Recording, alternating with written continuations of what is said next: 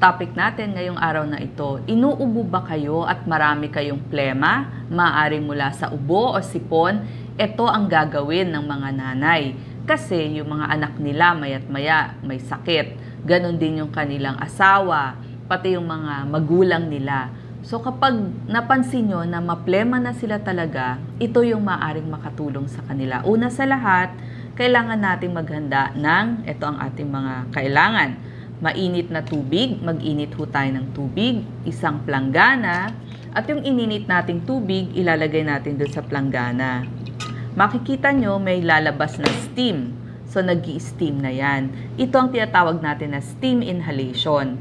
Para ma-inhale natin at hindi masayang yung mga steam, kailangan din natin ng isang tuwalya. Itong tuwalya na to ay itatalokbong natin para masinghot lahat ng usok o yung tinatawag na steam. Yan, itatalokbong nyo hong ganyan at ipaamoy nyo dun sa ating pasyente. Gawin ho ito mga 5 to 15 minutes. Yan yung gagawin ninyo.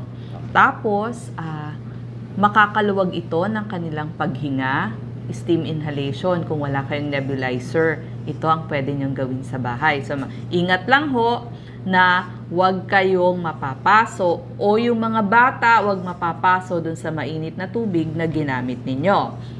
Step 2, kapag natapos ng steam inhalation after 15 minutes, sundan nyo agad ng chest clapping. Ito yung ginagawa ng mga doktor. Una, yung dalawang palad ninyo medyo naka-cup na ganyan. Yan, para siyang cup. Tapos, papakita ko, Doc Lisa. Parang yan. Yan. Malakas. Pero so, kailangan malakas dapat. Itatapik nyo dun sa dibdib at sa likod. Mula taas hanggang baba.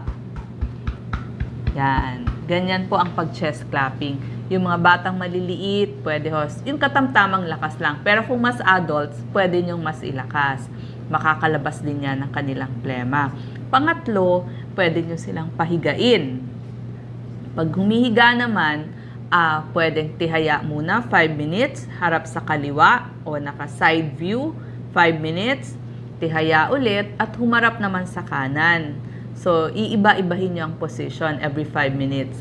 Pag upo nun, mapapansin nyo, medyo mas lalabas na yung plema na naipon doon. Hindi agad-agad, maaring matagal, pero nakakatulong yon sa pagpapalabas ng plema. Step 4. Kailangan, mas marami tayong iniinom na tubig o liquids. Isa sa mga liquids na pwede nating inumin, pwede yung mainit-init o maligamgam na tubig, o kaya naman, para may lasa yung inyong tubig, pwede nyong lagyan ng chamomile tea. So, ito ho yung example ng chamomile tea. Pwede nyo ho itong singhut-singhutin bago nyo inumin. Masarap ho ito, pampakalma din to. So, pag naibabad nyo na, sabay inom ng inyong chamomile tea. Sa akin, kung masakit ang lalamunan, pwede din sa labat kung wala kayong chamomile tea. Kasi, any liquids makakatulong. Plain water, okay din po. Yan yung mga inaano natin, ibinibigay.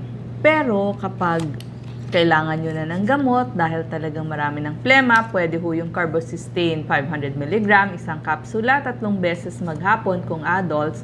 Sa mga bata naman, pwede ho ang Carbocysteine 250 mg per 5 ml, yung malalaking bata, isang kutsarita o 5 ml umaga, tanghali, gabi. Pag mas maliit na bata o smaller kids, yung 2 and below, pwede ho yung Carbocysteine 100 mg per 5 ml. Isang kutsarita or 5 ml umaga, tanghali, gabi. Pag babies naman po, merong mga drops. So, 1 ml 3 times a day. So, yan ho yung mga ibinibigay dun sa mga pangpalabas ng plema. Ngayon, kapag naglalagnat na, matagal na yung ubot sipon, yung kulay ng ubo, ng plema, ng sipon, yellow na o yellow-green na. Minsan nga, nagiging parang greenish-brown na. Kailangan na ng antibiotics kasi naglalagnat na eh. Maaring dulot ito ng bacteria. Kaya kailangan sugpuin ng antibiotics. Example ng mga antibiotics, amoxicillin 500 mg, 1 capsule 3 times a day, or coamoxiclav ito ho lahat ay bigay ng inyong doktor kasi nagkonsulta kayo sa inyong doktor. Una sa lahat, hindi ho kayo makakabili ng antibiotics hanggat hindi nareseta ng inyong doktor. So sa mga kids, ganun din po. Pwedeng cephalexin, pwedeng amoxicillin, punta lang dun sa health center ninyo or dun sa pediatrician ninyo. Yan yung mga ibinibigay natin. Kung talaga naglalagnat, pwede ho yung mga paracetamol.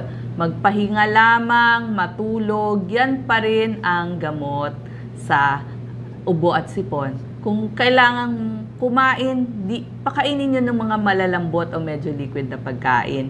Dito papasok yung ating mga chicken soup o tinola o nilagang manok. Maganda ho yan sa mga may sakit. Pwede rin ho yung mga sopas, yogurt, tapos yung basta anything na malalambot na pwede nyo pakain sa inyong may sakit. Pero higit sa lahat, kailangan ng pahinga, pahinga at pahinga. So maraming salamat po. Sana nakatulong to sa ating mga nanay na nag-aalaga ng buong pamilya.